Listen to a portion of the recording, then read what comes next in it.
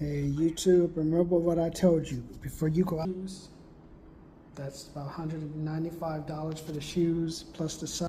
I bought my last pair of shoes November 2014. My last pair of tennis shoes I bought in November 2014. And I had like 2 pairs that I had bought 3 years ago. I had to finally get rid of because the heels started to give in the back.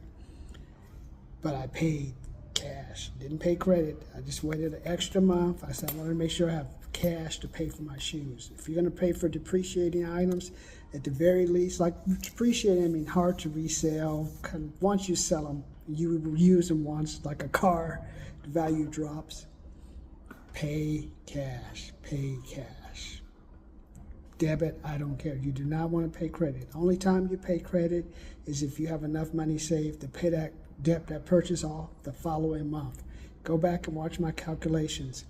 Unless you're going to transfer your credit card to a 0% interest, that loan monthly payment, it's always a certain portion goes toward your interest. If it's about 23%, you're looking at about, if you're paying $150, that's your minimum monthly payment, part of that minimum monthly payment of $150 is interest, depending on, you may have 20%, 30%, 40%. I don't know about your interest rate.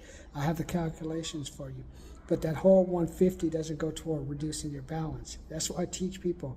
Learn how much of your monthly payment goes to the interest, because you're like saying, for example, $150 minus, say, $30 in interest equals 120, minus 150 minus 30 is 120.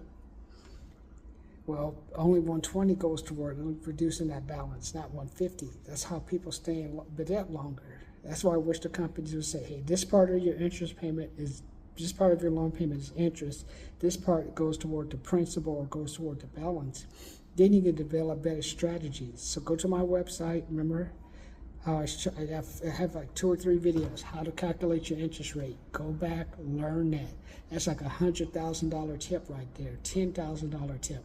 I was in debt over $147,452 in 2008. So I finally realized that calculation, that's why I couldn't pay off my student loan. I'm paying the minimum payment, I'm paying the minimum payment.